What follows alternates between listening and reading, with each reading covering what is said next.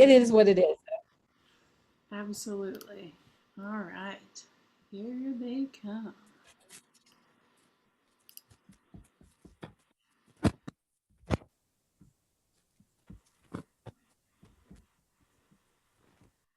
All right. Good evening.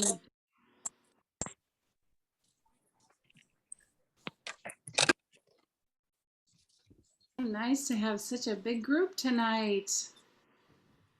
All right. Hopefully the others will be joining us. We had a great group that are coming to Dr. Knight's workshop tonight. So thank you. Thank you very much to those of you who are here. I'm just going to do a real quick introduction and we're going to hand it over to Dr. Knight so you get as much of her as you possibly can.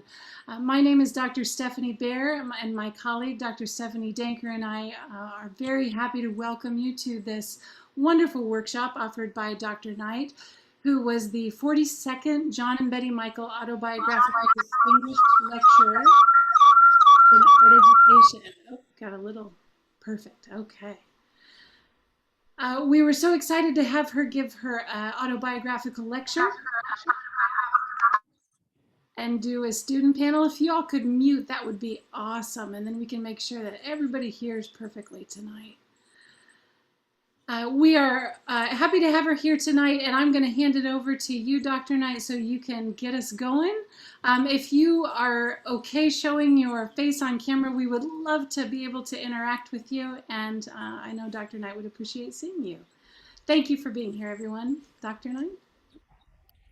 Okay, thank you so much. It's my pleasure to be here. My name is Wanda Knight, and I am an assistant dean for diversity, equity, and inclusion at Penn State Harrisburg. So I want to say again, hello, friends and colleagues from Ohio and all other parts of the world that you're coming from today. So being at Penn State, the Pennsylvania State University campuses are located on the original homelands of the Erie, the Haudenosaunee, the Lenape, the Shawnee, and the Susquehannock nations. And as a land grant institution, we acknowledge and honor the traditional caregivers of these lands, and we strive to understand and model their responsible stewardship. We also acknowledge the longer history of these lands and our place in that history. So with that said, I'm coming to you today to talk about why diversity, equity, and inclusion matters, and why diversity, equity, and inclusion matters. And in doing so, I am going to tell a fable, and then we'll ask some more questions about why diversity, equity, and inclusion matters and why they matter.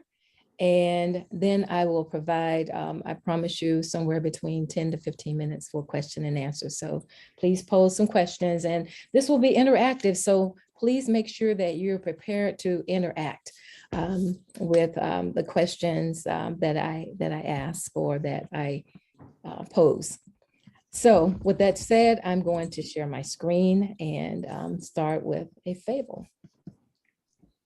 Well, maybe before I do that, I would like to find out if everybody would find one word that explains diversity. One word, and don't put it in the chat just yet, but we'll put it in the chat, but then I'll say when to hit the button for everybody to see it. So if you will put in the chat, the one word that would define diversity from your perspective. Again, this is not a fancy term or anything. I'm just looking for how you would define diversity. One word. Okay, how y'all doing out there? So we're going to move through it kind of quickly. So usually I am really good at wait time, but in this case, I'm just going to keep moving ahead. So if you will now press the chat or so that everybody can see how you're defining. And there is no right or wrong answer, just so you know. Okay. In some instances, when I start sharing my screen, I won't be able to see, but I'm going to be asking you periodically. I see about 12 chat responses. And people talked about variety, inclusion, belonging, perspective, wide range inclusion. Okay, informative. Remember, no right or wrong answer. So thank you for your response. I really appreciate that. So right now I'm going to share my screen, and we are going to go from there. Let's see if this is, I'm going to start from the beginning. Okay, so why diversity, equity, and inclusion matters in art education. That's the title of my presentation. So this is a giraffe and elephant fable. So in the state of Ohio, a giraffe had a new home built to its family specifications. It was a wonderful house for giraffes with soaring ceilings and elongated doorways. High windows ensured maximum light and good views for the giraffe and his family. Narrow hallways saved valuable space without compromising convenience. The house was so well done that it won the National Giraffe House of the Year. The home's owners were extremely proud. One day, the giraffe, while working in his yard, happened to look down the street. Coming down the street was a wide, stout elephant. I know him, he thought. We took a painting class together at Miami of Ohio University. He's an excellent artist too. I think I'll ask him in to see my new design studio. Maybe we can even work together on a project. So the giraffe invited the elephant in. The elephant was delighted. He had enjoyed getting to know the giraffe in class and looked forward to knowing him better. So the elephant walked up to the basement door. While the elephant could get his head in the door, he could go no further. It's a good thing we made this door expandable to accommodate my huge kiln, the giraffe said. Give me a minute while I take care of our problem. He removed some bolts and panels to allow the elephant in. The two acquaintances were happily exchanging painting class stories when the giraffe's partner leaned his head down the basement stairs and called to his mate. Telephone, it's Mario, the executive director of NAEA. I better take this upstairs in the den. The giraffe told the elephant, please make yourself at home. This may take a while. So you can see what happened when the elephant started to make himself at home. So the elephant looked around and saw an interesting painting on the wall in the far corner and decided to explore it further. As he moved toward that area of the studio, he heard an ominous crunch. He turned around, scratching his head with his trunk. Maybe I'll just join the giraffe upstairs, he thought. But as he started up the stairs, he heard them begin to crack. He jumped off and fell back against the wall. It too began to crumble. As he stood there, disheveled and dismayed, the giraffe came down the steps. What on earth is happening here? The giraffe asked in amazement. I was trying to make myself at home, the elephant said. The giraffe looked around. Okay, I see the problem. The doorway is too narrow. We have to make you smaller. There's a gym near here. If you go there for workouts, we can get you down to size. Maybe, the elephant stated, looking unconvinced. And the stairs are too weak to carry your weight, the giraffe continued. If you go to ballet classes at night, I'm sure we can get you lighter on your feet. I really hope you'll take my advice. I really like having you here. Perhaps the elephant said, but to tell you the truth, I'm not sure that a house designed for a giraffe would ever truly work for an elephant, not unless there are some major changes. And what I want us to talk about a bit is the elephant in the room. And with that said, this story I kind of, adapted, or there's a person that has written a story talking about an elephant and giraffe. And I felt like it was appropriate when we talk about issues of diversity. And that's really what we are looking at. So I noticed that your comments about diversity, and sometimes it is a difficult topic for some people, but I really want us to, delve into these particular topics regarding diversity, equity, and inclusion. And why should we even talk about diversity, equity, and inclusion in arts education? So here's a definition of diversity. And remember what I said, a definition. And it describes both observable and non-observable individual differences. And when you think about the elephant and giraffe, they are very observable. But it could also entail life experiences, work context, learning and working styles, personality types, among others, and group social differences. Could be race, gender, identity, expression, age, social class, country of origin. You see all of these different areas that can contribute to organizational vibrancy and a dynamic professional community. And this definition is very much taken from NAEA, the National Art Education Association, and it helps us understand what our definition of diversity is. Remember, diversity means different things to different people. But if I could be real simplistic in terms of a definition, if my one word that I might use might be the word difference. It's about difference. And whatever those differences are is diversity. Now, why is diversity important in art education? And that's really another piece that I want to share, because we have all of these kinds of dimensions, and there's so many more that we just talked about. And some of these are very much central to us, and then sometimes on these outer circles. Sometimes we need to talk about notions of diversity because we are all cultural beings.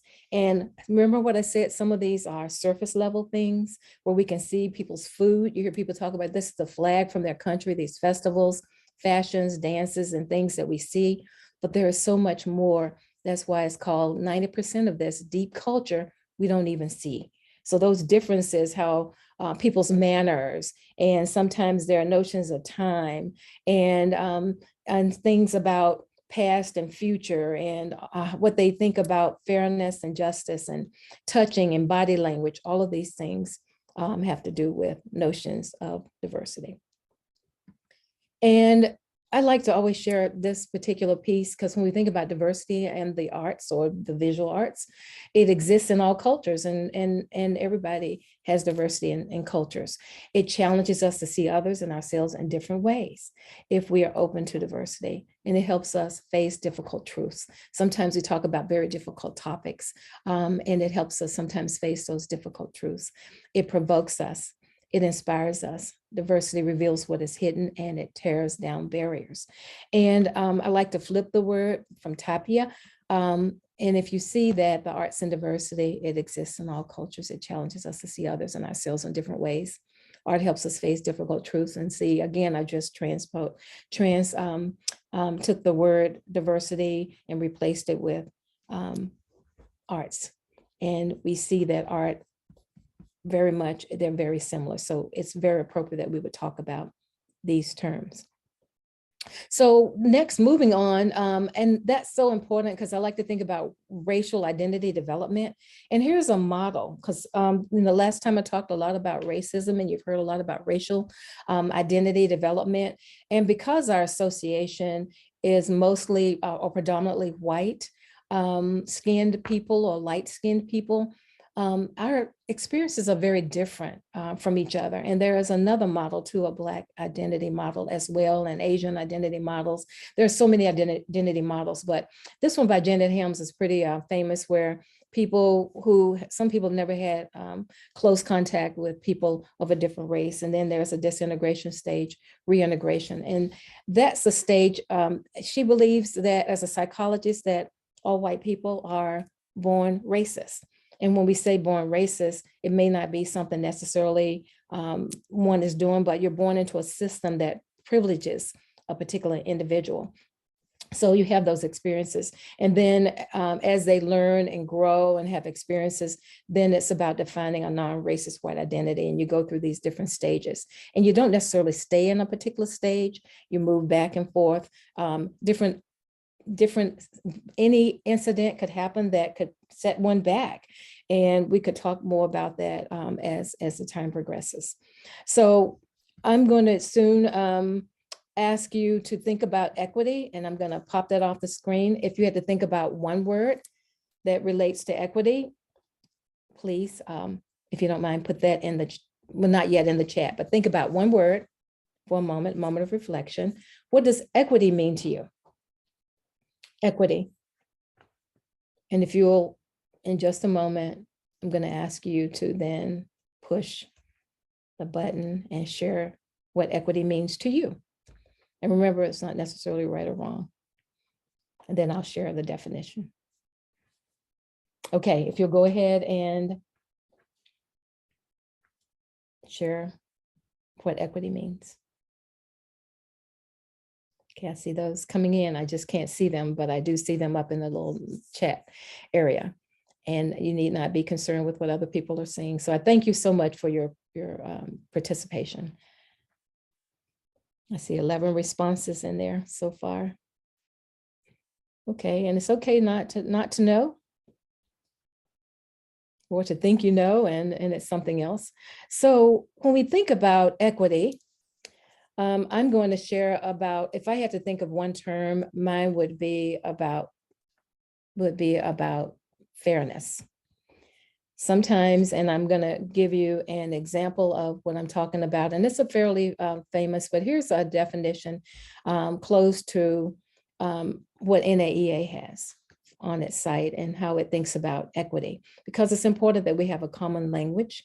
It refers to conditions that support fairness and justness based on individual needs and circumstances, whereas all, whether it's faculty, staff, and students, have opportunities to thrive and realize their best.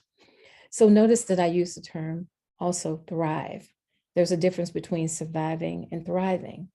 And if conditions are equitable, whether it's in a classroom or in society, then people will have a genuine opportunity to thrive. And there's a difference. So I'd like to share with you a fairly important, well, it's fairly famous. So I'd like to share with you the difference. Sometimes people get equity and equality confused, or they use the terms interchangeably. But equity is more about fairness, and equality is about sameness.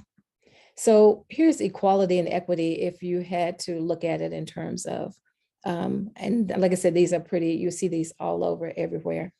And equality, everybody gets the same. Sometimes in our classrooms and our other educational contexts, people will say, well, I have to do the same thing for you that I do for the rest of them. But if I do something different for you, I have to do it for everybody. Well, everybody doesn't have the same needs and the same desires.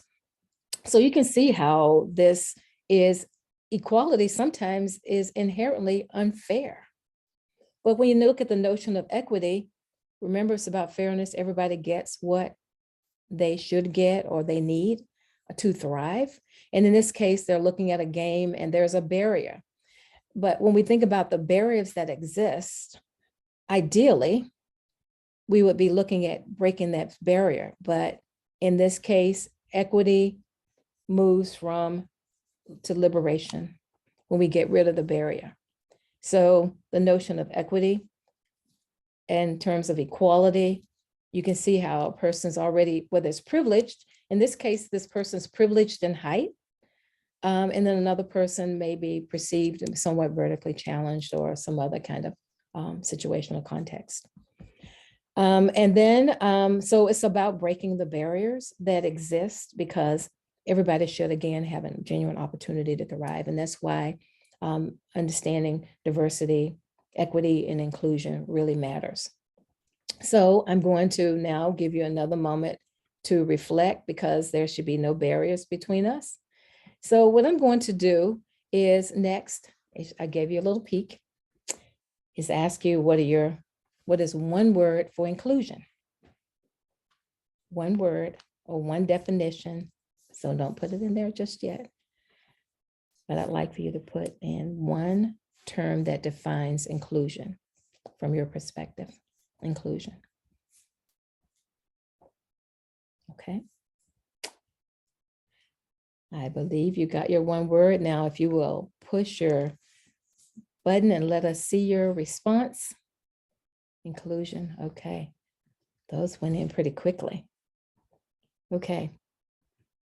Let's see what inclusion says. Well, inclusion describes proactive, and proactive is very different than something that is reactive.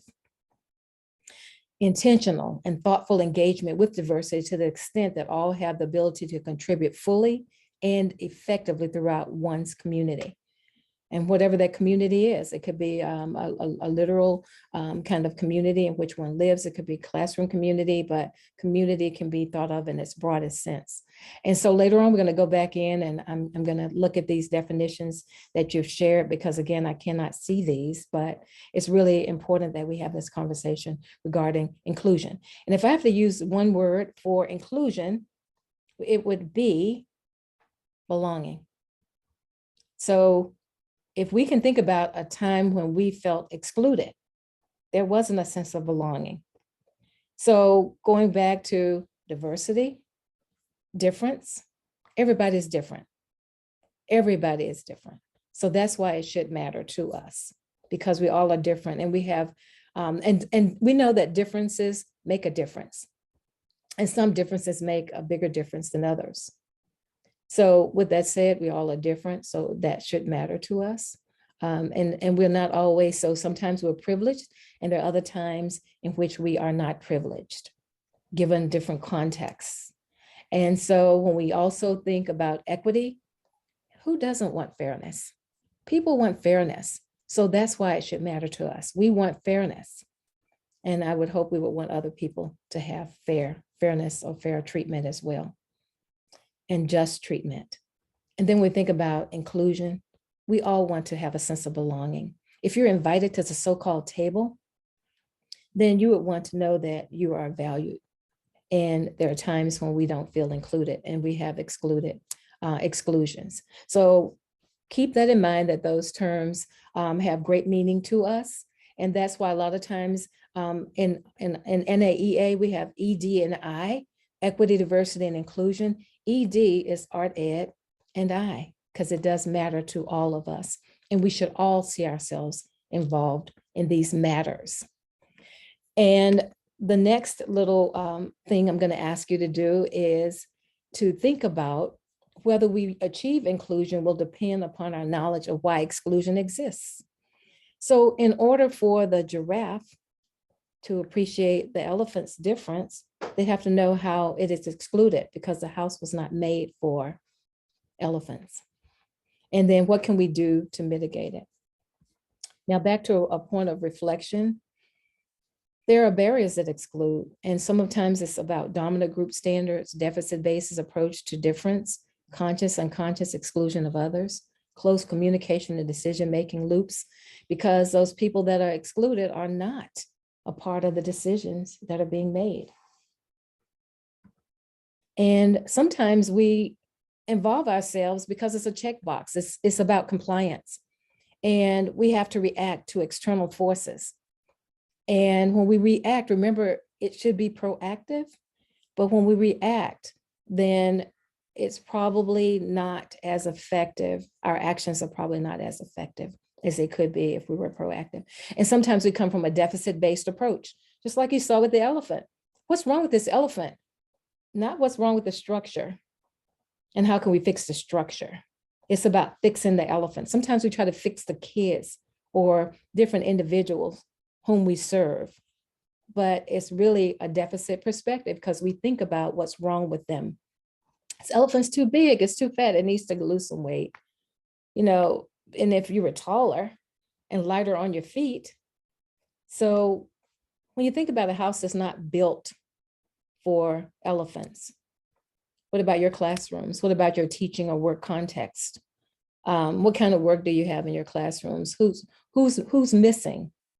Whose work is the dominant work in the classroom? There are a lot of questions that you could ask yourself, because these all matter. And sometimes we allow people in, but we don't really integrate them. And as you can see, we allowed the elephant in, but you know, that elephant didn't belong there. So if I look at power differences or language, what I'd like to do is sometimes these are practices that exclude. So if I wanted to exclude you, no doubt you're very brilliant people on this call. I'm going to ask you now for a moment of reflection if I had to think about language, the language that I use. I'm going to ask you now again to put something in the chat, but not yet, not yet. Please follow my directions. And when I ask you to do it, please do follow my directions if you don't mind. So the language that I'm going to use is, please listen carefully. WOULDEVERYONTHISCALLPLEASE WRITE,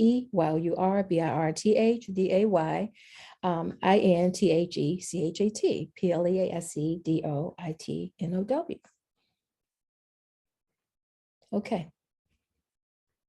Right now, I'm not seeing any numbers change. Wonder what happened. Are you still out there? I can't see you. Oh my. So I'm not seeing any changes. I wonder what happened. So I just excluded quite a few people. But I asked you, I had directions and nobody responded. And we can talk more about that a little bit later and why you didn't respond during our discussion kind of period. So this is all about you. So, and I've shared this cartoon again, because sometimes we know we're visual people. Well, most people are visual. So what's the matter? It's the same distance. So what's the matter? I just spoke to you and I gave you some instructions. What's the matter? So I've made it about you in that case. So another reflection moment. Well, we can't always walk in someone else's shoes. We can take the time to inquire about how the steps fit, shoes fit, and if its path is smooth or riddled with pebbles or any other kind of debris. So we just can't assume that everybody has, and that's why Diversity Matters has the same experiences that we have, or what's wrong with them. You know, what's wrong? You know, it's the same distance. Everything is, what's wrong with you? I have no problem getting to the finish line. Okay. Now, I'm going to give you something else to look at. All right. Now, again, please keep your response in the chat until I say push the button. Okay, I'm going to give you one sentence, and I like to share this. I've shared it a couple of times. I'm going to ask you how many F's are in the sentence below. And you can see it's no trick. I'm just asking you how many, and I'm going to take this away. So just take account of how many F's are in this sentence. Now, I want you to tally them. Tally the number of F's you saw in the sentence. I'm hoping this is designed for you to learn a lot about yourself and your thinking. It's not as much as a quiz as it is for you to start recognizing things about yourself. Okay, well, put them in the chat. I see that number is starting to move. I love it. Look at that. Tally the number of F's you saw in the sentence. Great. Outstanding. I see 42 responses. Well, let's see. There's actually a response here. There are 6. There are 6 F's in this sentence. It's no trick. They're there. That's why I highlighted them in red. And really, it's less about, and we're going to talk about the notion of these F's and what you saw and what you didn't see and how many you saw, and go from there.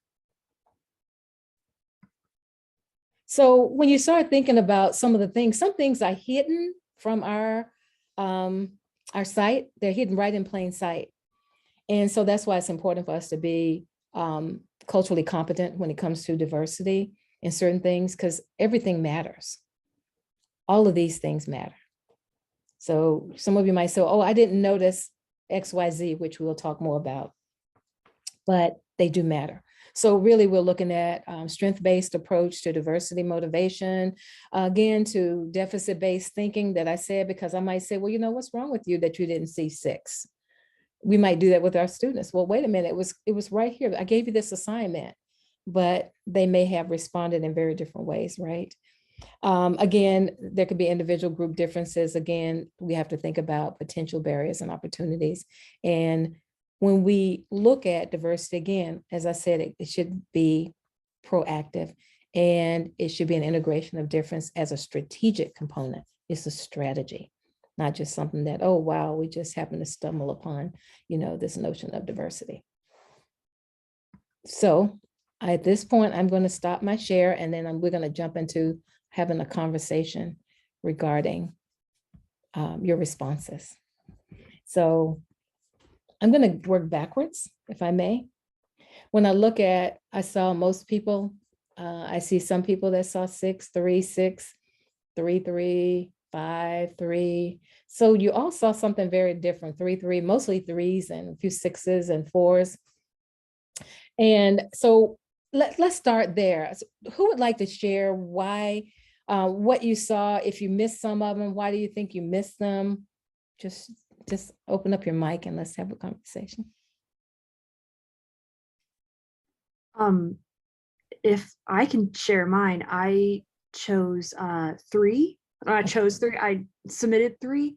Okay. I think it goes back to in times of limited, I guess in time limited situations, I will go into instinct mode and I will just find what I can, or just find the answer that I think is the most relevant. And so in that moment, I just found words with the word F in it, and I canceled all the little stuff out. So I went for big picture first, details later, not important, things like that. So I think, and it totally matches up with how I learn and how I have learned. Even when I was a kid, I was terrible at not reading the directions on tests and things like that.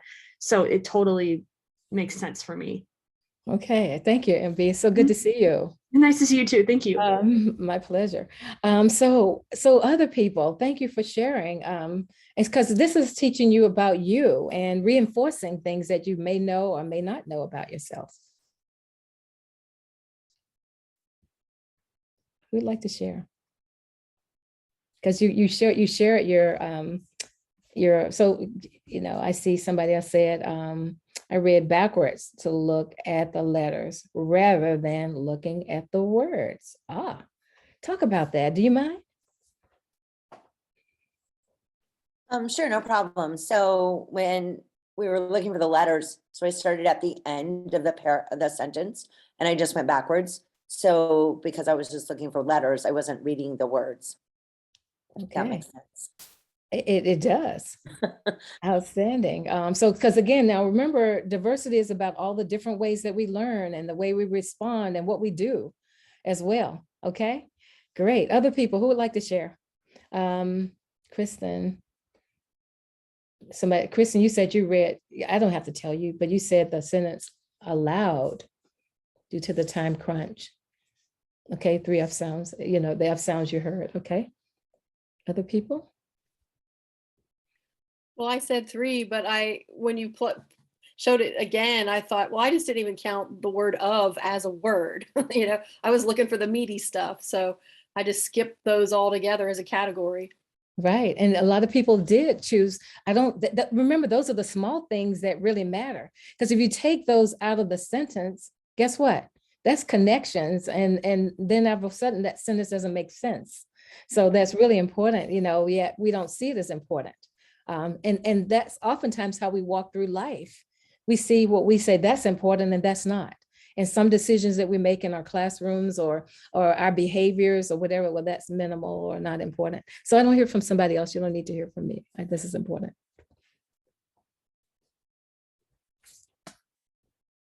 So yeah, go ahead. Oh, I'm so sorry. I was just gonna say, Lucy, hi. I didn't recognize you with your. So good to see you. I'm just honored to be able to listen to you speak again. I know we all are.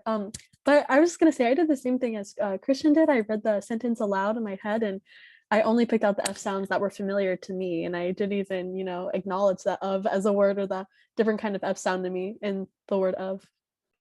Wow, excellent. And some of you jump in maybe on some of the other categories. So even if we move to start thinking about what I ask you to do, what did I do? I see one person, Terry. Terry, where's Terry? I'm going to see Terry. Terry, I'm looking for Terry. Terry. Okay, there I go. Oh, hi. Terry is an eagle. I think Terry's the only one that got the correct response. Now I have to categorize you all, you know that, right? So in our classes and classrooms, maybe when we were younger or growing up, or we categorize people based on their, I'm going to use the word level of intelligence. So the Eagles are the brightest groups, and we put them in different little groups at tables or whatever. Maybe you have a yellow table or a blue table or whatever. Then the next group, I'm going to call you chickens, but I didn't see chickens. I only have one eagle in here. So I know I see, Danielle is an eagle. Where's Danielle? Oh my. I'm here, hi, but I have COVID, so my camera is off. Okay, but you're an eagle with COVID because you're so Oh, smart. thank you. Thank you. And so I have to treat you differently in my classroom because you're different. You're very bright. You understood me. You understood my language. Now I know most of the other people are going to fail or get 0 because they're not as bright because they didn't follow my directions, or or we could label them as yard birds like turkeys or buzzards or something. But guess what? Not everybody is an auditory learner. Okay. So what I did was, all of you are bright, and I'm just playing with what just happened. Only 2 people from what I can see understood my directions. And that's how they were able to respond. Now, some of you that didn't respond, what happened? Danielle and Terry responded, and they responded correctly. Is that Andrea? Okay. Andrea, yeah. I couldn't understand a thing. Not a thing. Wow. And Did it sound like a so-called foreign language? Mhm. Okay.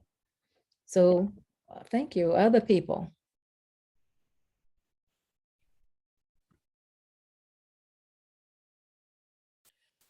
Okay, Well, I see. I just didn't understand you were spelling words until about halfway through, and then I missed the directions. So, please type it into the chat. I understood, but I thought, well, I don't even know what I'm supposed to type in there because I didn't get it until that point. So, so to type it into the chat. So you did understand a part. So I can't say that you would be a total yard bird because you did understand some parts of it.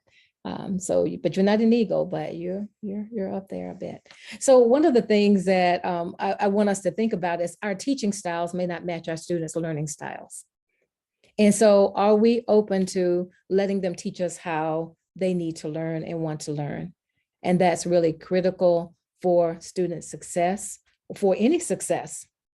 And oftentimes people tell us, and I'm even going to think about language in another way. So often people are very negative. They tell us what they don't want us to do rather than what they want us to do. Honey, don't forget the milk on the way home. But you didn't tell them what you want them to do. Say, remember, because the brain hears remember. So the first words, just like I just heard, is this Cam? Mention, didn't hear the first part, but forget, or you hear some people will hear the first part, forget. You go to things you tell kids, don't touch, they hear touch. And they go to the museum and they touch. I did not tell you not to touch. Well, then tell them what you want them to do. Keep their hands in their pockets or whatever it is you want them to do. Rather than don't run in the hall, walk. Okay, so again, language is really critical when we think about diversity and meanings and all of those kinds of things. I want us to, and then when I spelled, some people can put it together. Some people could not put you, so you're less auditory in some respects than if you were And now if I told you I was going to spell, I could do that all day long and some of you would never get it because that's not your primary modality of learning. So keep those things in mind as you work with people and how you respond or behave. Oh, you're not listening. I've said that 3 times. And some teachers even get louder. They get very loud. And I've said it, and they say it louder and the students still don't get it. So keep those kinds of things in mind. And then I'm going to kind of stop so you can start asking me questions because I told you I'll give you about 15 minutes. So I got about 3 more minutes as I look at these responses. So with one of the people who understood, I guess that would be Terry or Danielle, to share what I ask people to do. I had heard you ask everyone to type their birthday into the chat. I sure did. And you did. So you all did that, the 2 of you. And it was just me spelling. And some people said, well, you spell too fast. So they like to blame me rather than looking at how they put things together. And I said, well, maybe you think too slow. I'm joking, but of course, that's what I could say if we start looking at a deficit. But to say that, that's not the primary way I learn. So really, it's incumbent upon us to say the words, to write them or draw them, and kinesthetic touch, hold, let people, have an embodied experience. So all of these things are very, very critical for when we think about diversity, if we want everybody to have a genuine opportunity to thrive in a given context. And that's really our responsibility. And sometimes we like to blame or have that deficit perspective that child came from a low income home, or they had the brother several years ago and that's just a family. I mean, we start to make excuses as to why they are not learning in the ways that they can. So a lot of things we have within our own control, and as well. So I'm seeing some things come in at the bottom. Let's see. What is it? Got the clue that I was about. Okay, about the birthdays that you were asking, but I wanted to respond based on firsthand information. Okay, excellent. Okay, so the decoding, the smiles, thank you for that. So yeah, when you start to think about our birthdays, I just asking you to put your birthday in the chat. Now, if I'm speaking English, because remember, everybody doesn't speak English and is not as fluent, and we have to think about there are other languages that people speak, dialects. They may be speaking English, but there may be dialectical things we may take into consideration, colloquialism, among other kinds of things. So that would be an opportunity to say, what is my language? And some people say, well, you have an accent. Well, everybody has an accent, right? Everybody has an accent. Yours is just different than mine. And if we approach things, diversity matters like that, then you'll see that, difference makes a difference. And then how do we respond to difference? And that's important. So birthday as opposed to birth date. Okay. So either way, if you're giving me something similar, birth date, birthday, I would know that you're sort of understanding when I spelled those terms. And I could have really spelled them pretty quickly. But I'm wondering how many people, even if I said something different and I said it slowly, would you get it? And that's, again, an important piece to look at our learning styles matching with our teaching styles, or vice versa, because we also learn, we're learners, we're reciprocating in learning, as opposed to just, we're not always teachers, we are learners as well. So with that said, I am going to stop. I saw diversity and you came up with these different explanations, and I saw Stephanie. She's so as I go further up here, I see the birthday Terry. I see Stephanie. Oh, December 25th. My dad's birthday was December 25th on Christmas Day. How about that? And then I see a few other people that got somewhere close to what I was asking. So with that said, I don't need to continue to talk, because some of this other stuff that I could share with you might come out in the form of some questions that you have. You can ask me the questions, you may ask the group. We can expand on any points that I've made, or I'm happy to to entertain your questions. No tricks. Feel free just to unmute yourself. Hi, Dr. Knight. My name is Leanne Hinkle. I'm a Hi, teacher in Greenwich, Leanne. Connecticut. Hi. And I thought it was really interesting. We've had conversations in my district about this idea of empathy and how I can't really be empathetic to someone whose circumstance is very different from my own. Hmm. Whether that is person who with a different skin tone or a different cultural heritage. So I thought it was interesting when you said maybe we can't necessarily walk in someone else's shoes, but we can ask them questions. Could you expand on that and kind of how that fits into that definition of empathy? Yeah, I appreciate that question, Leanne. When I think about, and we can agree to disagree, just so you know, because I question, because I don't know how they're defining empathy. So that's one of the things, because Right. I don't assume anything. That's why I went through the notion of diversity, equity, and inclusion. So I'm not sure how people are, characterizing empathy. But to not, personally, I feel as though, and there's a critical empathy, there's a way to think about, to walk in someone's shoes, to say, well, and I can give you this example. When I was a principal of schools, a lot of our students in one particular school, they called it a so-called Title I, and that school was 120. I had 105% free and reduced lunch kids. And when we say 105, they said, why not 100%? Because I had kindergarten classes were AM and PM. So somehow the way it was calculated ended up being 105%. And these kids would come to school and you could hear their stomachs growling, because one teacher just made a comment of what does the stomach do?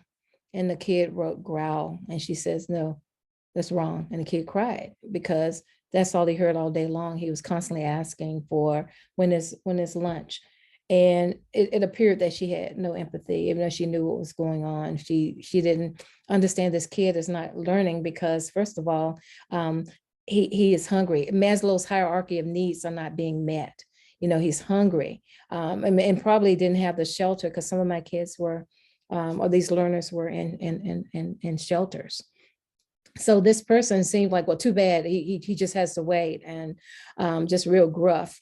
And, and I said, well, that question that you ask, the stomach does growl, that would be a correct response. A better way to word it is trace the food through the digestive process. Then if he said it growls, that would not be a correct response. But that is a correct response. So I think you ought to reconsider. But this person appeared to have no empathy, didn't think about the child's situation and how it differed than hers, who had ample food and other necessary accommodations to help her thrive. So I do believe that we do need to put ourselves in somebody else's place, because we are very different and we walk in different shoes. And unless we can start to empathize, to say, well, I know I don't have to know what it's like, but I know it's not easy. Boy, that must be hard. And we do it all the time, whether we say we're going to do it or not. Because I like to wear heels, just so you know. So a lot of people empathize with my feet. They're like, I bet your feet hurt. See, they're thinking about themselves in those heels that are 3 and 4 inches, like, oh my gosh, that's going to kill my feet. So you're already kind of empathizing with me and my pain, so-called pain, or you're thinking it's my pain, but I have a high instep, so it's not hurting my feet. So we do it all the time. So I'm not sure how one can remove emotions to that extent. Because when I think about empathy, it has a lot to do with emotive kinds of actions and reactions.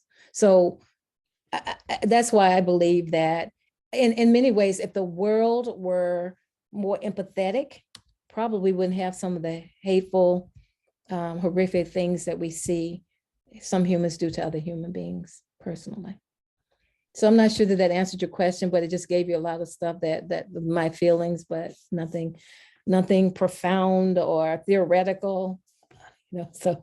It was very helpful. Thank you. Thank you so much. Thank you. My pleasure. other people. Yes. Thank you, Dr. Knight, for this opportunity. I really appreciate it. I'm concerned, and I would really like to know your thoughts on this trend we're seeing in the United States to pass legislation. We've got House, Senate bills and House bills in Michigan right now wanting to limit conversations. They're calling it critical race theory. But when you look at their definitions, they're basically saying that they don't want any teachers to have lesson plans, guided discussions, resources that talk about racial inequality, racial equity.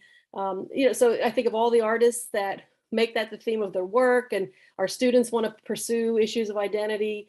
Um, what are your thoughts on how we press back against this? Well, I think we have to think about what is our objective. First of all, most people don't understand what critical race theory is, because they don't understand people like Kimberly Crenshaw and Bell and all of those that is situated in the legal realm and looking at systems. And many people think that, for example, if I talk about a racist system, that's not about individuals. And oftentimes a system that was created may have been created 400 years ago. But there are people that benefit from those systems, and some are disadvantaged. And if we are not going to talk about those who are privileged and those who are not, then that's a major disservice. And I think about the people in power. It's rarely those people. It's rarely the sheep talking to the wolf about a meal, right? So it's usually the wolf that has the power and the ability to do what the wolf wants to do, and it has the power. So I'm wondering, why would people not want? So rather than saying, why would they create legislation? Why would people not want to dismantle barriers or a system that, privileges some and doesn't privilege others? I had a student in my class, if this can even help, when I talk about these issues, and mostly all of my students don't look like myself in terms of ethnic persuasion, among others. And I remember talking about white privilege and those who are overprivileged, but that person said, no, I think we ought to mostly talk about those unprivileged people. And I said, well, if you can't talk about an under without talking about an over. So you got to talk about over, because the under doesn't exist without over. So if you're not giving equal attention and time, when I say equal, and that doesn't mean exactly the same, but if you're not problematizing all aspects, then it's miseducation. And some people, when you start thinking about movements and progress, there are some individuals that will push back, because rather than seeing what they can gain, they start to think about what they're going to lose, because they recognize the privileges that have existed in their realm and way of life. So, rather than saying, wow, if everybody comes together, we are, for example, in the United States, such a great country, but we can be better. And this is how we can be better. And people will have opportunities that, if all of its residents are empowered, then how much greater could we be, as opposed to having some people on the top and people consistently on the bottom. So I do think that some people recognize their privileges and they're afraid to lose them. So how do you push back? I think that we continue to educate people and help them understand, but first and foremost, make sure we're educated, so that what we're saying is not misinformation in what we're sharing, but to gain an understanding and invite people in. So when I deal with people who push back and say things, rather than saying, well, you're not right, that's not correct, and I start scolding them, that's not the way to build bridges toward having these conversations. But instead it becomes like, why do you say that? So rather than calling you out, I'm calling you in. Hey, let's have a conversation. And that's what builds bridges. And so you may gain some new understandings, just like I will, by having those conversations. So I do think there are ways that we can come to a table and have agreements, and we don't have to agree with everybody, but I bet there's some commonalities and some misunderstandings there. And I believe we could benefit from more dialogical approaches to talking and understanding each other. Thank you. I hope that's helpful, but I, said a lot of stuff. Thank you. Others, questions? Hi, I have a question. Sure. First of all, thank you so much, Dr. Knight, for just being here. And oh my goodness, it's just so wonderful, your time. One thing that you mentioned in your talk tonight that really offered me a lot of perspective was how our teaching styles might not match our students' learning styles. And I was wondering if you could offer any insight or advice on how we might work on adapting our teaching styles to better fit a more equitable classroom for students with a range and variety of needs, or how we might encourage our students to show us what they need, especially if words are unable. Wow, thank you. That's a great question, and quite a few components there. I think sometimes they'll tell you how they want to learn, and we have oftentimes we have a prescribed way of doing things, and it may be easier to say, well, the student is telling me that they want to draw or write in this manner. And we're saying, but no, this is the assignment. You're not doing the assignment. So again, it's so prescribed. I believe that if we can provide problems and then allow them to solve it using their strengths, whatever they bring, then if it's no one size fits all, and here's this response, here we go, you got to solve it this way. And it's so prescribed that many people can't do that. So, but if you open it up to say, where are the students? Accept them where they are. Where are they? Where do you want them to go? And then let them decide how they can best get there. And you can also encourage them, but you have to know where you're headed. And it's not such a prescribed way. I want this picture. This is what it should look like. I'll give you a quick example. I remember my spouse, when he was growing up, his mother got a call at work. She was an executive. And she says, the teacher says, you need to get over here. And she says, your son is horrible. He's not doing what he should do. And the mother dropped everything running, thinking, well, maybe he's beat up several people and he's doing something really atypical in terms of his behavior, but he was very, very bright.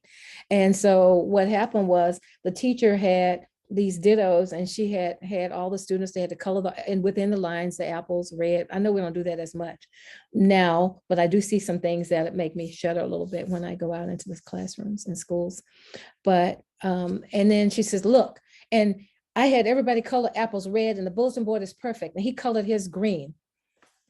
And the mother says, okay, what's so pressing that I need to drop everything to come here? Because he doesn't listen. And she says, well, apples are green. I taught him to think and not to be told how to think and what to think. So she just said, we be told not what to think, but how to think. And she says, apples are green. And she says, some are even rotten. And that was kind of a hint to this teacher, I think. But in many respects, I do think it's about solutions. We set up situations so the students can have choice. And when we eliminate choice, we eliminate freedom to think. And in our fields, particularly creativity is about freedom and imagination and all of those things that we aspire, our learners to be and have. So that to me, Lucy, is a way, not the way, but again, making it solution oriented and then letting people find their own path. Thank you. I'm sending a big heart back to you. Okay. Well, Dr. Nutt, I hate to stop this wonderful conversation, but we are at 8. I want to respect your time and thank everyone for coming tonight and being part of this wonderful experience. It's really wonderful that we're kind of coming from diverse places and in different levels of education and in the arts world. And we appreciate you being part of this. And Dr. Knight, as always, amazing. Thank you for bringing insight. Thank you so much, everybody. I appreciate you taking time out from your night to be here. Thank you so much, everybody. Take good care. All right. Thank you all very much. Bye. Have a wonderful evening. Thank you.